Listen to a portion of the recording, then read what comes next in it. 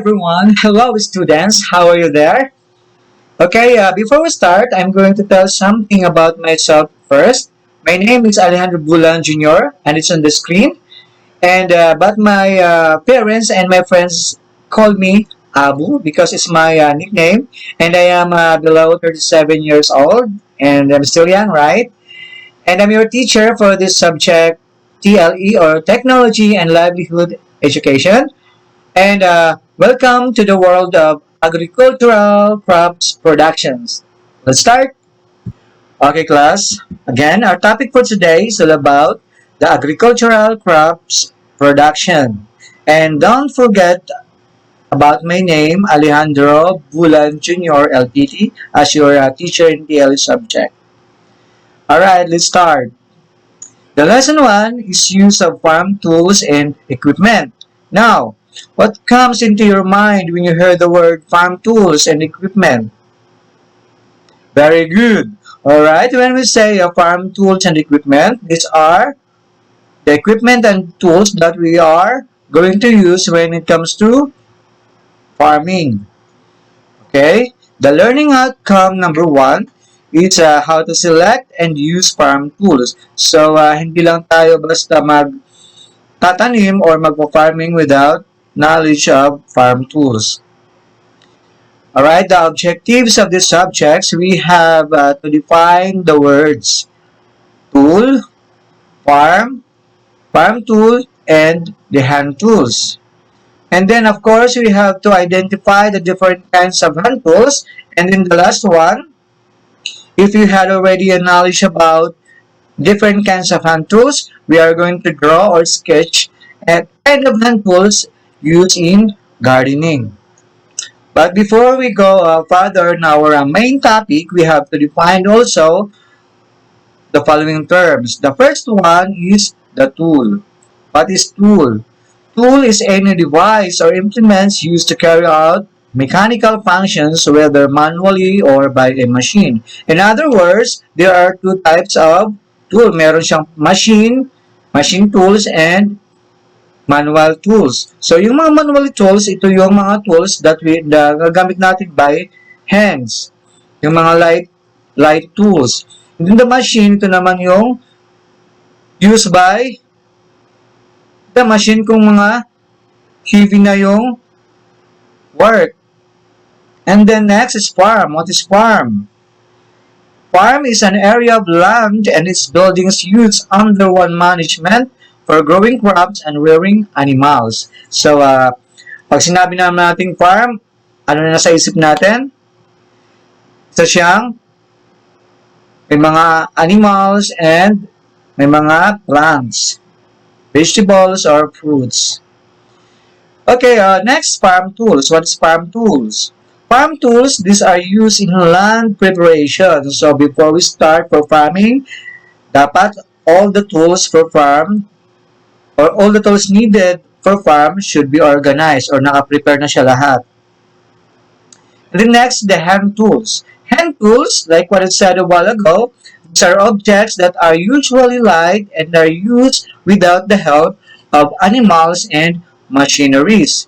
Alright, ito yung mga ginagamit talaga natin na magaan lang. So, one of the cultural practices involved in crop production is land preparations, right? Very good. Preparing the area intended for growing various crops entails the use of farm tools. So, pag sinabing hand tools, these are tools, again, these are tools made of light materials and are used manually, right? And most of the hand tools are used in cultivating the area for small garden or in your backyard gardening. Okay, and these are the examples of hand tools. The first one is bolo.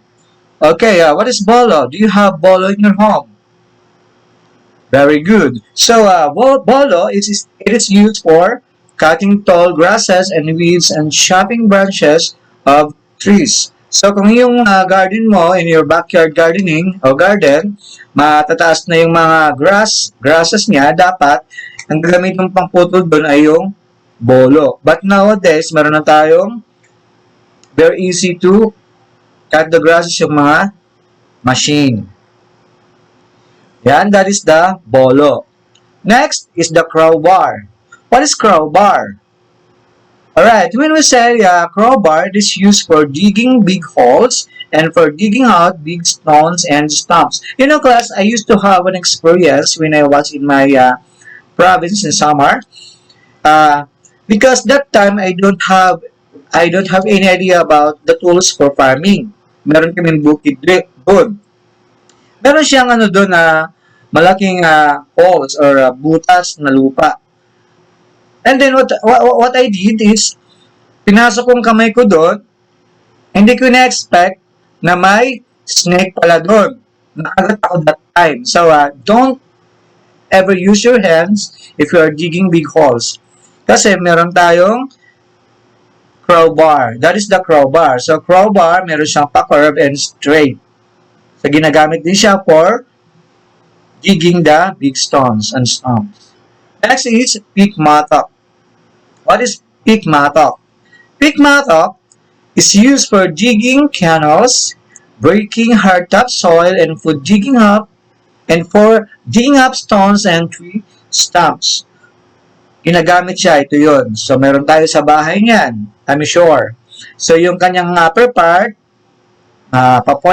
papointed, meron siyang papatulis, and then yung down part is parang negative side. And then, ang ano yan is a little bit of heavy and little bit of thick. Mabigat siya ng konti. Grab hoe. What is grab hoe? So, grab hoe is used for breaking hard topsoil and pulverizing topsoil. So, hindi lang siya pang break the hard soil. Ginagamit din siya pang pulverize the soil. This is the grab hoe. Alright, next, we have spade. Oh, but my spade. Is that a spade for fighting? Oh, no, it's just a joke. What is spade? It is used for removing trash or soil, digging canals or ditches, and mixing soil media. So, ginagamit talaga siya pang fighting dun sa mga pagdigging sa canals or remove the trash or soil. Actually, ginagamit talaga ito sa mga construction, yung pang-mix ng mga cement or soil. So, this is the spade. Yan. Next is the shovel. Alright, when we say a shovel or shovel, it is used in removing trash, digging loose soil, moving soil from one place, and for mixing soil media. So, pag sinabing shovel, meron siyang hawig doon sa spade. Kaso nga lang, ang shovel, meron siyang pa-pointed or pa-tulis, yung dulo. Ayan, that is the shovel. Okay, next. Rake. Oh, rake. What is rake? Do you have a rake in your garden? Oh, very good. Okay, when we say rake, it is used for cleaning the ground and leveling the top soil. So, yung appearance ng rake na to looks like like what? Okay, the chicken feet. But marami siyang pointed point. Okay. Next is the spading fork. What is spading fork? Kung kanina may spade nga, may spading fork naman. Ano yung spading fork? Pang fighting din. Yeah. Okay, spading fork. It is used for loosening the soil also, digging out root crops and turning over the materials in a compost heap. So, ginagamit talaga siya para matanggal lahat ng roots, hindi maputol o hindi matamaan pag i-turn over natin sa compost heap. Next, that is the spading fork. Next is the light hoe. Oh, what is the light hoe? Hoe. Okay, light hoe. Light hoe is used for loosening and leveling soil and digging out your roots for planting. So, may hawig din siya dun sa rake. Look at this. Okay, may hawig siya dun sa shovel. Kaso nga lang, ito, ganun talaga, super curved. Next is the hand trowel. Dapat medyo ma-art and hand trowel. What is hand trowel? Pag sinabing hand trowel, talagang sa hand. Used by hands lang. Short, ibig sabihin yan. So, used for loosening the soil around the growing plants and putting small amount of manure fertilizer in the soil. This is the hand trowel. Ginagamit natin yan sa garden. Okay, next is the hand cultivator. So, meron tayong hand trowel, meron din tayong hand cultivator. What is hand cultivator? Hand cultivator is used for cultivating the garden plot by loosening the soil and removing weeds around the plant. So, have you seen the chicken feet? Ayan, so it's looks like the chicken feet, right? Ginagamit siya pag plot or the garden plot, loosening the soil and removing weeds around the plant. Kung may mga weeds na yung napapalibutan ng weeds yung isang plant, yan ang ginagamit para matanggal pati yung roots ng weeds. Next is hand fork. Oh, meron na siyang hand fork doon. Ay, dyan. Yan, pangkain. Ginagamit. Okay, when we say hand fork, it is used for inter-row cultivation. Wow! What is row cultivation? Ginagamit siya magkaroon ng row at doon lalagay yung mga pananim mo. Yan, para siyang rake. Pero meron siyang apat na point.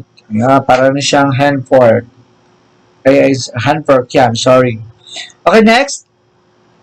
Pruning shears. Oh, bakit may pruning shears? Is that pruning shears? Tingnan nga natin. Okay, pruning shears is for cutting branches of planting materials and unnecessary branches of plants. So this is the pruning shears. It looks like a scissor and knife na pinag-combine. That is the pruning shears. Okay, next. Axe. Oh, axe. Axe. What is that? What is axe? It is used for our underarm. Okay, it is used for cutting bigger size post. Okay, kung halimbawa malaki na yung post na yan, yung plant na yan, ang ginagamit natin ay ang axe or yun din ang ginagamit natin makagawa ng mga pang gatong. Yeah, that is the axe. Next, knife. What is knife? What is the use of knife? How is it important when it comes to farming? Very good. Okay, it's for cutting planting materials and for performing other operations in horticultures. Very good. So, yan ang knife. Ginagamit din natin yan also for cutting the fish or other vegetables. Okay, next is sprinklers. What is sprinklers? Okay, used for watering seedlings and young plants. How is it important when it comes to farming? The sprinklers to what? To grow the plants. Ayan, that is the sprinklers, watering the seedlings. Okay, next. Water pails. What is water pails? It is used for holding water, manure, and fertilizer. Actually, sa mga province na wala silang mga sprinklers, ginagamit nila doon yung mga tabo or even though yung pail na lang. Yung water pails pang watering sa plant. And that is the water pails. Very usually, ginagamit siya pang manure and fertilizers. Okay, next is the sprayers. What is sprayers? Kung kanina may axe tayo, ngayon may sprayers naman. Axe sprayers? Okay. When I say sprayers, I'm sorry, are for spraying insecticides, foliar fertilizers, fungicides, and herbicides. So yun, para to avoid any pest or mga peste, para hindi masira yung mga plant. Very good. Ayan ang sprayers. Mga ginagamit pang fertilizer for plants. Next, wheelbarrow. From the word itself, wheel. What is wheel? Gulong. Ay, galing mo. Okay, wheelbarrow is used for hauling trash, manures, fertilizers, planting materials, and other equipment. So, pwede rin tayong sumakay dyan pag pagod ka na. Next is sickle. What is sickle? Wow, sickle. Oh, it's a handheld agriculture tool with a variously curved blade typically used for cutting weeds. Wow, very good. So what's that? That is the sickle. Actually, ginagamit talaga yan sa mga nag-harvest ng palay ng mga ani. Alright class, do you have any questions about the topic we discussed today? Excellent. Alright, for you to understand more, we have to sum up the lesson about the use of farm tools and equipment, right? So we defined the terms like tool, farm tools, and hand tools, right? So what is hand tools again? Hand tools, these are tools made of light materials and are used manually. There are examples of hand tools, and the first one is bolo, right? Bolo is used for what? Cutting tall grasses and weeds and chopping branches of trees. How about the crowbar? Very good. Crowbar is used for digging big holes and for digging out big stones and stumps. There's also pick, mattock, grabhole, spade, and shovel. What is the difference between the spade and shovel again? Excellent. So spade is used for removing trash or soil, digging canals or ditches, and mixing soil media. How about the shovel? Shovel is used for what? Removing trash also, digging loose soil, and then moving soil from one place to another, and for mixing soil media. Very good. How about the rake? Rake is used for cleaning the ground and leveling the topsoil. Very good. There's also a spading fork, like who? What else? Hand trowel, hand cultivator, hand fork. What are the difference between the hand cultivator and hand fork again?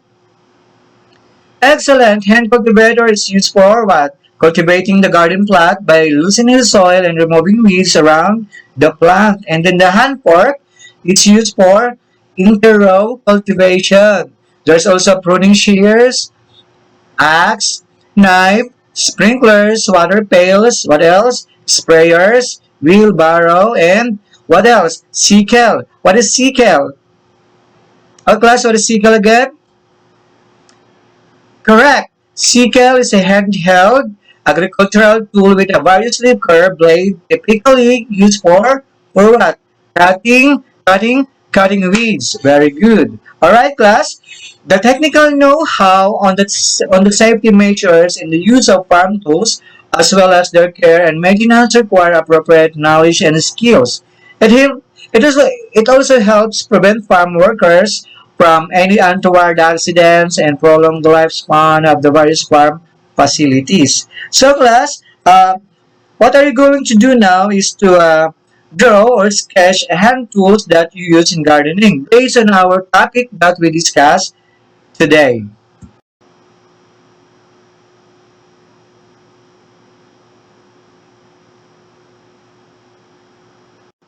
Alright, class, that is the end of our topic for today. God bless and good day.